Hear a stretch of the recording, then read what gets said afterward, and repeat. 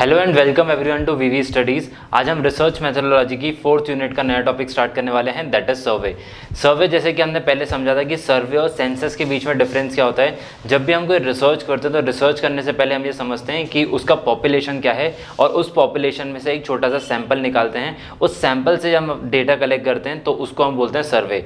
जब हम पूरे पॉपुलेशन को स्टडी करते हैं तो उसको बोला जाता है सेंसस, और जब इसके छोटे से प्रोपोर्शनेट पोर्शन को अगर स्टडी किया जाता है तो उसको बोला जाता है सर्वे।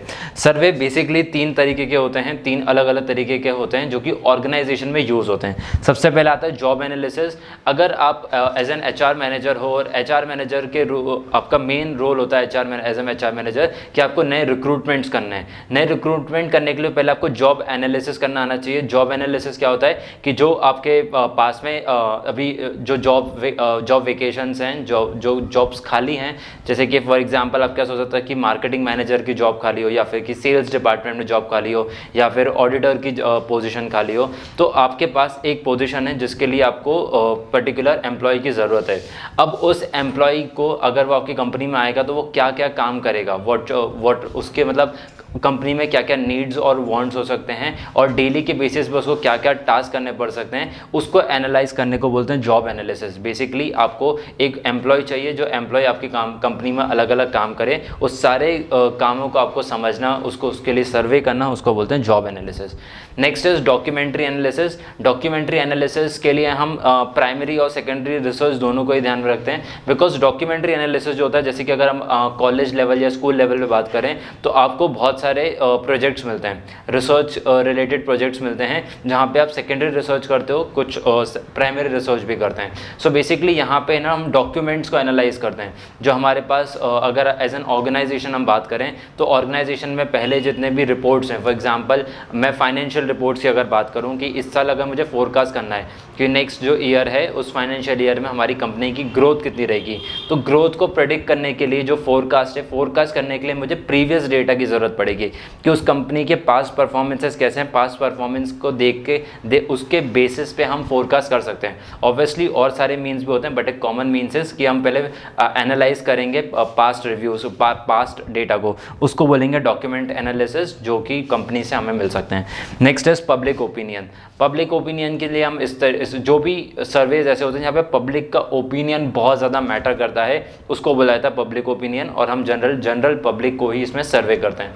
फॉर एग्जाम्पल अगर आप कोई नया प्रोडक्ट लॉन्च कर रहे हो तो नए प्रोडक्ट लॉन्च करने से पहले आपको अपनी कंपनी के वैल्यूज़ को उस टाइम ध्यान में नहीं देना कि आपकी कंपनी क्या बना सकती है, क्या नहीं बना सकती है, किस प्राइस रेंज में बनाना चाहती है। That is not of concern. हमें पब्लिक को ध्यान में रखना पड़ेगा, बिकॉज जो अल्टीमेटली जो उस प्रोडक्ट को कंज्यूम करने वाले जो कस्टमर्स हैं, हमें उनके पॉइंट ऑफ व्यू से सोचना पड़ेगा, और उनके पॉइंट ऑफ व्यू से सोचने के लिए हमें उनका सर्वे भी करना पड़ेगा।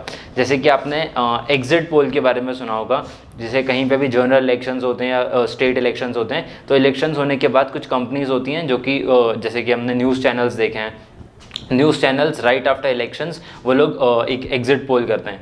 एग्जिट पोल करने से क्या होता है, वो लोग कुछ जैसे कि आप पोलिंग बूथ से बाहर निकलते हो तो आपसे कुछ क्वेश्चंस पूछते हैं, जनरल इंटरव्यू लेते हैं, इंटरव्यू में आपसे कुछ क्वेश्चंस पूछते हैं, उसके बेसिस पे वो लोग एग्जिट पोल के बाद बताते हैं कि किसकी गवर्नमेंट बन सकती है, कौन सी पर्टिकुलर पार्टी जिसकी गवर्नमेंट बन सकती है।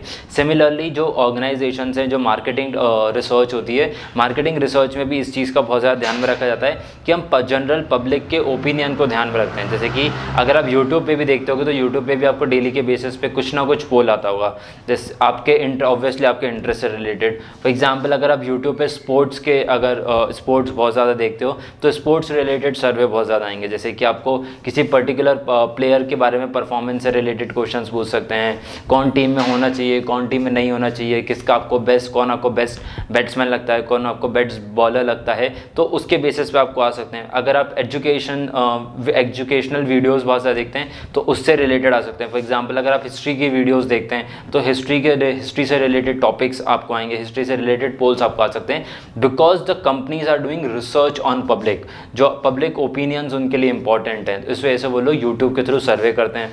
अगर आप कभी मार्केट जाते होगे तो मार्केट में भी हमें ऐसा बहुत बार होता है कि कोई शॉपकीपर हमसे फीडबैक लेता है, तो फीडबैक भी क्यों लेता है, या रेस्टोरेंट्स में जाते हैं तो रेस्टोरेंट्स में जाने के बाद हमसे सर्वे लिए जाते हैं। तो सर्वे क्यों इंपॉर्टेंट है, बिकॉज उस रेस्टोरेंट में आने वाले जो कंज्यूमर हैं उनको क्या चाहिए क्या नहीं चाहिए, उनको क्या अच्छा लगा क्या बुरा लगा, इस चीज़ का ध्यान में रखना बहुत ज़्यादा ज़रूरी है, ताकि उससे आपके रिटर्न कस्टमर्स जो हैं वो ज़्यादा से ज़्यादा बढ़ें। आपको मार्केटिंग के ऊपर बहुत ज़्यादा पैसा नहीं खर्चा करना पड़े, आप अपनी वैल्यू किस तरीके से अपना ब्रांड किस तरीके से बिल्डअप कर सकते हो, उसके लिए public opinion is very important. So these are the basic 3 types of surveys that you can use in your organisation. Next coming on to the need and importance of survey, कि अब हम इतना सर्वे कर रहे हैं, उसके पीछे इतना कैपिटल खर्च कर रहे हैं, इतना टाइम इंटेंसिव प्रोग्राम कर रहे हैं, तो उस रिसर्च के क्या इंपॉर्टेंस हो सकते हैं, उस सर्वे के क्या इंपॉर्टेंस हो सकते हैं।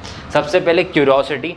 जनरली अगर हम ऑर्गेनाइजेशन बेसिस पे भी बात ना करें, अगर हम पर्सनल सर्वे की बात करें, आप और मैं अगर कोई पर्सनल सर्वे कर रहे हैं, the reason is the researchers curiosity. The researchers want to know the reasons, how, when, what, where, ये जो उसके मन में जो क्वेश्चंस उठते हैं, उन क्वेश्चंस के आंसर ढूंढने के लिए रिसर्चर्स हमेशा सर्वे करते हैं। फॉर एग्जाम्पल, अगर आपको किसी स्टॉक में इन्वेस्ट करना है, अगर एज अ फाइनेंस स्टूडेंट आप देखो, अगर ऐसा एज अ मार्केट पर्सन अगर आप देखो, अगर आपको कहीं पे इन्वेस्टमेंट करना है, तो इन्वेस्टमेंट करने से पहले बहुत सारे क्वेश्चंस आपके मन में आते हैं कि मुझे कहाँ पे इन्वेस्ट करना चाहिए, मुझे क्यों इन्वेस्ट करना चाहिए, मुझे कितना इन्वेस्ट करना चाहिए। तो इन क्वेश्चंस के अगर आपको आंसर फाइंड आउट करना है, तो उसके लिए आपको रिसर्च करना पड़ेगी, आपको स्टॉक मार्केट के बारे में रिसर्च करना पड़ेगी, आपको म्यूचुअल फंड्स के बारे में रिसर्च करना पड़ेगी। अगर आप रियल एस्टेट में इन्वेस्ट करना चाहते हो, तो आपको प्रॉपर्टीज़ के बारे में बहुत ज़्यादा रिसर्च करना पड़ेगी। तो बेसिकली जो रिसर्चर के मन में जो क्यूरियोसिटी उठती है, जो क्वेश्चंस उठते हैं, उसके लिए आप रिसर्च करते हो, उसके लिए आप सर्वे करते हो। Next is knowledge. Knowledge basically 2 तरीके की होती है, knowledge because of effects and knowledge because of causes. Effects as an कि अगर आप मार्केटिंग समझिए कि कंपनी मार्केटिंग कैसे करती है, तो मार्केटिंग जो करती है वो इफेक्ट्स को देखती है कि मार्केट में किस तरीके से इफेक्ट आ रहे हैं और मार्केट में क्या क्या कॉजेज चल रहे हैं। फॉर एग्जाम्पल, अगर किसी गवर्नमेंट ने, जैसे कि अभी हम RBI का हमने देखा कि उन्होंने अप्रैल में अपना इंटरेस्ट रेट बढ़ाया था, आने वाले क्वार्टर्स में भी वो लोग अपने इंटरेस्ट रेट बढ़ा सकते हैं। तो अब ये गवर्नमेंट पॉलिसी के चेंजेस की वजह से, गवर्नमेंट के इंटरेस्ट रेट चेंज करने की वजह से मार्केट में क्या चेंजेस आने वाले हैं, क्या इन्फ्लेशन ज़्यादा होगा, क्या इन्फ्लेशन कम होगा, क्या हम इन्फ्लेशन को इस तरीके से कंट्रोल कर सकते हैं। So what will be the causes of this particular changes. तो गवर्नमेंट वो पहले से ही रिपरकशंस को कैलकुलेट करने के लिए पहले रिसर्च करती है, पहले सर्वे करती है कि हमने अगर कोई चेंजेस लेकर आए, RBI ने अपनी गाइडलाइन चेंज करी, न्यू लॉ इंप्लीमेंट किया, तो उससे मार्केट में क्या चेंजेस हो सकते हैं, बिजनेस पर्सपेक्टिव में क्या चेंज आ सकते हैं। जैसे कि जब इंडिया में LPG लॉन्च हुआ था, तो LPG लॉन्च करने से पहले इंडिया की इकोनॉमी बहुत डाउन ट्रेन हो गई थी, बट उस इकोनॉमी को वापस ट्रैक में लाने के लिए LPG वॉज नेसेसरी, और LPG के फायदे आपको पहले प्रेडिक्ट करना पड़ेंगे। ऐसे नहीं कि आपने सिर्फ LPG लिया है और आप वेट कर रहे हो उसके रिजल्ट्स का, आपको पहले फोरकास्ट करना पड़ेगा, और फोरकास्ट करने के लिए आपको सर्वे करने की ज़रूरत है। तो जो इफेक्ट्स एंड कॉजेज हैं वो आपको समझना पड़ेंगे, और उसी के लिए आपको सर्वे करना पड़ेगा।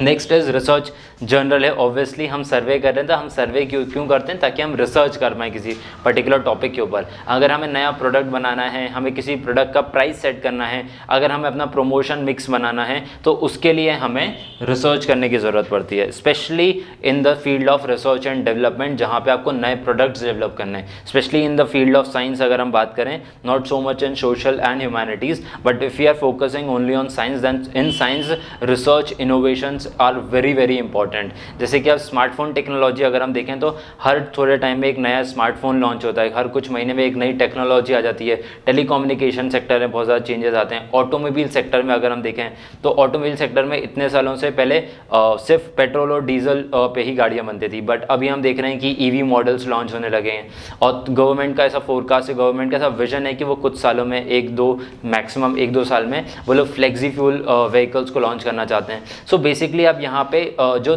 चीज़ें लॉन्च करने वाले हो, जो नए प्रोडक्ट्स लॉन्च करने वाले हो, उसके लिए आपको रिसर्च करने की बहुत ज़्यादा ज़रूरत है, because research is the main की कि आप एस्टिमेट लगा सकते हो कि फ्यूचर में उस पर्टिकुलर प्रोडक्ट का डिमांड कैसी रहेगी।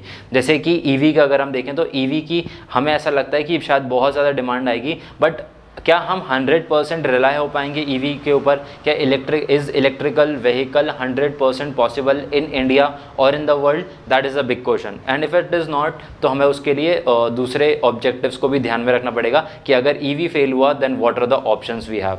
Next is content analysis. Content analysis generally अगर हम कॉलेज प्रोजेक्ट से इसको समझें, तो हमें कंटेंट को एनालाइज करना आना चाहिए। जैसे कि आप डेली के बेसिस पे जो प्रैक्टिकल्स करते हो, अगर आप जैसे साइंस आपने जब पढ़ी होगी, तो साइंस के टाइम पर आपने देखा होगा कि हमें बहुत ज़्यादा कंटेंट को एनालाइज करना पड़ता है, उसको प्रैक्टिकलिटी में कन्वर्ट करने के लिए हमें डेली रिसर्च करना पड़ती है, हमें समझना पड़ता है कि ऐसा क्यों हो रहा है, what are the reasons behind it, so that understanding will come from content analysis. So these were the main 3 types of research, and here are the reasons why we do any research. So thank you everyone for joining today's video.